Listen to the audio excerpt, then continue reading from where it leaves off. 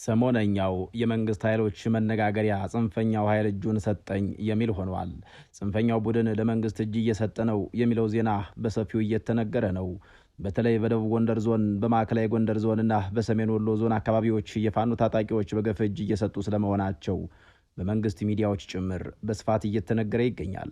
ከዚህም ጋር በተያያዘ የአማራ ፋኖ ህዝባዊ ድርጅት አፋሕድ አመራር የነበረው ካፕቴን ማስረሻ ሰጤ ድርጅቱ ካገደው በኋላ እጁን ለመንግስት የጸጥታ ኃይሎች ማስረከቡ ተነግሯል። ሰላም ጤና ይስጥልን ውድ የበራፍ ቲቪ ንቁ ተከታታዮቻችን፣ ከሰሞኑ በእስክንድር ነጋ የሚመራው አፋሕድ ያወጣውን መግለጫ መነሻ በማድረግ እጅ እየሰጡ ነው ስለተባሉት የፋኖ ታጣቂዎች እናስቃኛችኋለን። አብራችሁን ቆዩ። አፋሕድ ከሰሞኑ አንድ ከረር ያለና ብዙዎቹን ያስደነገጠ መግለጫ ያወጣ ሲሆን በመግለጫውም ሁለት ዋና የተባሉ አመራሮቹን ከስራ ማገዱን አስታውቋል። ታገዱ የተባሉት አመራሮች ሳይውሉ ሳያድሩ ለመንግስት እጅ መስጠታቸው ተነግሯል። የአማራ ፋኖ ህዝባዊ ድርጅት ወይም አፋሕድ በመግለጫው የአማራ ፋኖ ህዝባዊ ድርጅት የአማራ ትግል ዘመን ቀያሪ የሆነ ራዕይና መርህ ያለው ማኒፌስቶን መሰረት ያደረገ መሰረት እንዲኖረው በመትጋት ላይ ስለመሆኑ አንስቷል። ድርጅቱ ተገደን የገባንበት የመከላከል ጦርነት በዓለም አቀፍ የጦርነት ህግ ማዕቀፍ እንዲፈጸም ጥብቅ ቁጥጥር የሚያደርግ በውስጥ አሰራሩ ውስጥ ዲሞክራሲና የህግ የበላይነትን ያሰፈነ በዓለም አቀፍ ማህበረሰቡ ዘንድ ክብርና እውቅናን ለመጎናጸፍ የበቃ ታጋይ ድርጅት እንደሆነም በመግለጫው ጠቅሷል። የአማራ ጠላቶች አፋሕድን ለማፍረስ ከውስጥም ከውጭም ከፍተኛ ርብርቦች እንዳደረጉ ህዝቡ ጠንቅቆ የሚያውቀው ሀቅ ነው ያለው ድርጅቱ የአመራር አባላቱ ላይ ያነጣጠረ ተደጋጋሚ የድሮን ጥቃቶችና በቅጥረኞች ግድያ ሙከራዎችን ጨምሮ መጠነ ሰፊ ስም ማጥፋቶች ተፈጽመውብናል ባይ ነው። በተጨማሪም የውስጥ ከሃዲዎችን በገንዘብና የተለያዩ መደለያዎችን በማማለል ትግሉን ለመጥለፍ ተደጋጋሚ ሙከራዎች ተደርጓል ብሏል። በሂደቱም ውስብስብ ክስተቶችን በጥበብ በማለፍ አፋሕድ የአመራር ብቃቱን ለጠላት በተግባር አሳይቶበታል ብሏል። ሆኖም ከህዝብና አባላቱ በተደጋጋሚ በቀረቡ አቤቱታዎችና ቅሬታዎች ሳቢያ ሁለት የስራ አስፈጻሚ ኮሚቴ አባላት ላይ ለረጅም ጊዜ በጽሞናና በጥንቃቄ የማጣራት ስራና ውይይት ከተደረገ በኋላ የመጨረሻ ውሳኔ መስጠትና ለህዝቡ ይፋ ማድረግ አስፈልጓል ብሏል። በዚህ መሰረት ማስረሻ ሰጤ፣ መስፍን አባተ ወይም መስፍን ከፍለኝ የተባሉ ሁለት አመራሮች ከአፋሕድ የስራ አስፈጻሚ ኮሚቴ አባልነታቸውና የድርጅት አባልነታቸው እንዲታገዱ ተወስኗል ብሏል መግለጫው። ሁለቱ ግለሰቦች ከየትኛውም ተቋም ጋር ተገናኝተው በድርጅቱ ስም በግል እንዲናገሩ ውክልና ተሰጥቷቸው እንደማያውቅ በዚህ አጋጣሚ እንገልጻለን ያለው ይህ ድርጅት ነጥሮ የወጡ አሳማኝ ምክንያቶችን ከመናገር ግን ታቅቧል። መግለጫውን ተከትሎ ሁለቱ የድርጅቱ ቁልፍ የስራ አስፈጻሚ ኮሚቴ አባላት እንደሆኑ የሚነገርላቸው ካፕቴን ማስረሻ ሰጤና መስፍን አባተ ወይም መስፍን ከፈለኝ ለመንግስት እጃቸውን እንኩ ብለው ሰጥተዋል ተብሏል። ምንም እንኳን ድርጅቱ አመራሮች ከአባልነት ለማስተናበት ውሳኔ ላይ የደረሰው ከህዝብና አባላቱ በተደጋጋሚ በቀረበ አቤቱታና ቅሬታ ነው የሚል መነሻ ሀሳብ ቢያቀርብም ከየትኛው ማህበረሰብና አባላቱ እንደመጣለት ግን በግልጽ አላስቀመጠም። ይሁን እንጂ ውሳኔው ከመውጣቱ ጋር በተያያዘ የካፕቴን ማስረሻ ሰጤ እጁን ለመንግስት የጸጥታ ኃይሎች መስጠትን ተከትሎ ከተለያዩ አካላት በእስክንድር ነጋና በሌሎች አመራሮች ላይ ከፍተኛ ትችት እየቀረበባቸው ይገኛል። አፋሕድ በአንድ በኩል የትግሉን መርህ ግልጽ ማድረግና የውስጥ አካባቢዎቹን የማስወገድ ዓላማ ያሳየ ነው የሚል አንድምታ ሲኖረው፣ በሌላ በኩል ደግሞ ውሳኔው መሪዎቹን ያሳጣና ለጠላት በር የከፈተ ነው የሚሉ አካላት ተበራክተዋል። የሰሞኑ እጅ እየሰጡ ነው የሚለው ዜና የተመለከተው ለፋኖ ኃይሎች አመራር ቅርበት ያለው አንድ የመረጃ ምንጫችን ለጣቢያችን በላኩት ዘለግ ያለ መጣጥፍ ውስጠ ሚስጥሩን ዘርዝረው አስቀምጠዋል። ልክ ከዛሬ 500 ዓመት ገደማ በፊት ነው 28 ነገዶችን አጥፍቶ እንደመጣ የሚነገርለት የኦሮሞ እንቅስቃሴ በእጅጉ አስፈርቷቸው ስለነበር የደብረ ማርያም ገዳሟ በምኔት የጋሞ ተወላጅ አባ ባህሪ አማራ በማንነቱ ለሚመጣው ቀውስ ራሱን ያዘጋጅ ብለው ጥሪ አቅርበው እንደነበር ያስታውሳሉ። መነኩሴውና ጥሪያቸው ሰሚ ባለማግኘታቸው ከዛሬ 438 ዓመት በፊት የተናገሩት እስከ ዛሬም ድረስ የረባ ለውጥ ያላመጣ ነገር ግን ደግሞ የዛ ዘመን ተስፋፊ ልቅ የጥንት ጠላቶቻችን ውላጅ ለማስፈጸም ከ7 ትውልድ በኋላ አዲስ የዘር ማጥፋት ጥቃት ተፈጽሞብን በመመከት ላይ እንገኛለን ይላሉ ምንጩ። አበው በብሂላቸው ድመት መንኩሳ አመሏን አትረሳ ሆኖብን ዛሬም እንደ ትናንቱ ብሔራዊ አደጋውን ከቀለበስ ነው በኋላም ሌላ ዙር እንጠብቅ ይሆን ወይስ እንደጀመር ነው እንጨርሰው የሚለው መልሱን ለአድማጮች ትቸዋለሁ ብሏል።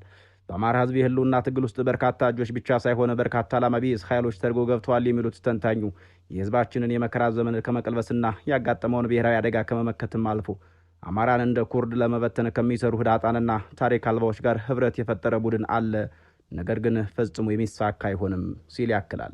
የሚናበብ ሰራዊትና አመራር በመፍጠር እኩይ አስተሳሰብ ያላቸውን ሁሉ እየረገጥን እንቀጥላለን የሚሉት ኒው ተንታኝ አማራነት በደም የታተመ እውነተኛ ማንነታችን እንደሆነ ለሰራዊታችን፣ ለእውነተኛ ደጋፊዎቻችንና የትግሉ ባለቤት ለሆነው ህዝባችን በተግባር እየሞትን አሳይተናልም ባይ ነው። አማራነትን ለመናኛ ጥቅም አናውለውም ያሉት ጸሐፊው ደም የገበርንበትን ትግል አሳልፈን ለመስጠት የጀመርነው አብዮትም የለንም ይላሉ።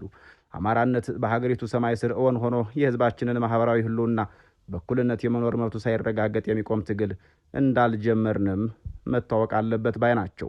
በትግላችን ውስጥ ልጓም የለሽ ፍላጎቶችና ጣልቃ ገብነቶችም በአግባቡ ሊፈተሹ ይገባል የሚሉት እኒሁ ሊቅ ዓላማችን ህዝቡ ከገጠመው ብሔራዊ ስጋት ወጥቶ ከሰሜን እስከ ደቡብ ከምዕራብ እስከ ምስራቅ በማንነቱ ተከብሮና ህልውናው ተጠብቆ እንዲኖር እንጂ በከፈልነው መስዋዕትነት በሞግዚት አስተዳዳሪነት ልንወክለው አይደለም ይላሉ። የአማራ ህዝብ ትግል ከተከላካይነት ጊዜውን ጠብቆ ወደ አጥቂነት እንደተሸጋገረ ሁሉ ጊዜውን ጠብቆ ያሸንፋል።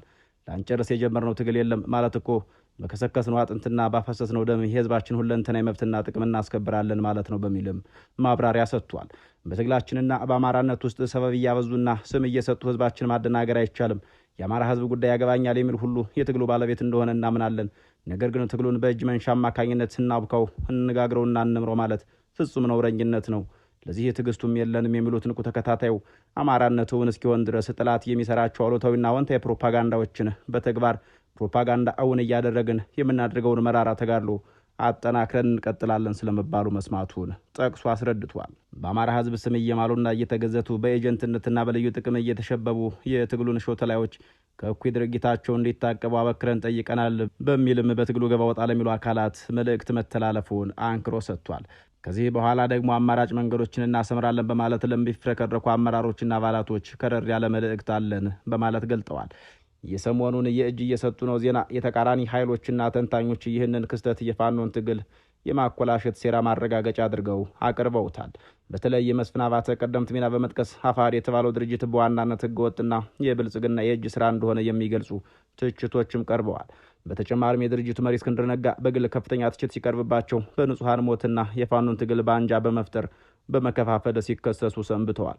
እነዚህ ውስጣዊ ያለመግባባቶችና የሞራል ውንጀላዎች የፋኖን እጅ በመሰባበርና ከፍተኛ ለሆነ በስነ ልቦና መዳከም እንደሚያጋጥመው ተንታኞች ተናግረዋል። ድርጅቱ ያስተላለፈውን ውሳኔ ተከትሎ ሳይውል ሳያድር ማስረሻ ሰጤ ለመንግስት እጅ መስጠቱ ከአማራዊ ስነ ልቦና ጋር ፈጽሞ የማይገናኝ ነው እየተባለ ነው። አማራ በኢትዮጵያ ታሪክ ውስጥ ለረጅም ዘመናት የሀገር ጠባቂነትና የነጻነት አርማ ሆኖ የቆመ ህዝብ ነው። አማራ ለጠላት እጅ የመስጠት ታሪክ የለውም የሚለው መርህ ከብዙ መቶ ዓመታት በፊት ጀምሮ እስከ ዛሬ ድረስ የተረጋገጠ እውነት ነው ይላሉ በርካቶች። ይህ ጽናት የአማራን አይበገሬነትና ችግርን የመቋቋም መንፈስን አመላካች ነው። የአማራ ህዝብ የትግል መንፈስ የተገነባ ነው። ኢትዮጵያን ከአደጋ የመከላከል ታሪካዊ ኃላፊነትም ያለው ህዝብ እንደሆነ አንስተው አስረድተዋል። በታሪክ ውስጥ በተደጋጋሚ ኢትዮጵያ በውጭ ወራሪዎች ወይም የሀገር ውስጥ አጥፊ ኃይሎች ስትገዳደር አማራው ግንባር ቀደም ሆኖ ምላሽ ሰጥቷል። በቅርቡ እንኳን የመንግስት ዙፋንን ለመነቅነቅ የመጡትን የህወሓት ኃይሎች ባፈር በቅጠል ብሎ መንግስትን ከውርደት ያዳነው ከባሌና ከስላሌ የመጣው ሚሊሻ ሳይሆን የአማራ ገበሬ መሆኑን መንግስት በአደባባይ የመሰከረው እውነታ ነው ብለዋል። በአድዋ ተራራ ላይ የተካሄደውን ታላቅ ድል የመሩትና በዋናነት የተዋጉት ጀግኖች የአማራን የማይበገር ቆራጥነት ያሳዩበት ታሪካዊ ክስተት ሌላኛው የአማራ ታሪክ ሲሆን ጀግኖቹ ለአንድነትና ለነጻነት ሲሉ ህይወታቸውን ሰጥተዋል እንጂ የጠላትን የበላይነት ፍጹም አልተቀበሉም ይላሉ። የታሪክ አዋቂያኑ አክለውም በጣሊያን ዳግም ወረራ ወቅት ኢትዮጵያን በፋሽስት ወራሪ ኃይል ስትጠቃ አማራው ከሌሎች ኢትዮጵያውያን ጋር ሆኖ በጀግንነት ተፋልሟል በማለት በየገጠሩ የነበሩት አርበኞች ለ5 ዓመታት ሙሉ ፋሽስቶችን እረፍት ነስተው መጨረሻ ላይ ወራሪውን አስወግደዋልም ይላሉ።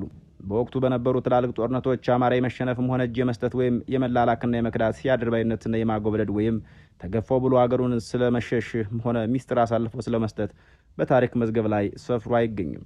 አብሮ የኖረው የማይቋረጥ መንፈስ ጥንካሬ በዘመናዊ ውጣ ውረድ ላይም አልተለየውም። የአማራ ህዝብ ዛሬም በልጆቹ አማካኝነት በዘመናዊ ስም ፋኖ በሚል ስያሜ ለመብቱና ለነጻነቱ እየተዋጋ የሚገኝ ህዝብ እንደሆነ ይነገርለታል። የአማራ ህዝብ የነጻነት ታሪክ የጀግንነት ታሪክ ነው። መውደቅ እንጂ ጠላት ተንበርክኮ መኖር አማራጭ ሆነ አያውቅም የሚል መንፈስ አሁንም ድረስ ህያው ነው። ይሁን እንጂ ከሰሞኑ እየተሰማ ያለው የካፒቴን ማስረሻ ሰጤና የመስፍን አባተና ሌሎች ሰሞነኛ የእጅ መስጠት ዜናዎች፣ ወሬዎች የአማራን ጀግንነት ታሪክና መንፈስ እያጠፋና የትግሉን ጽናት እየፈተነ መሆኑን ማመልከት ግድ ይላል ይላሉ። አልበገርም ባይነት የአማራ ህዝብ ባህልና ወግ ውስጥ የሰረጸ ቢሆንም በውስጣዊ ልዩነቶች ምክንያት በሚፈጠሩ መሰንጠቆችና መከፋፈሎች ወንድነትን አሳልፈው መስጠት እንዲሁም ለጠላት መንበርከክ የቀድሞውን ጀግንነት የሚጻረር እንደሆነም ይነገራል።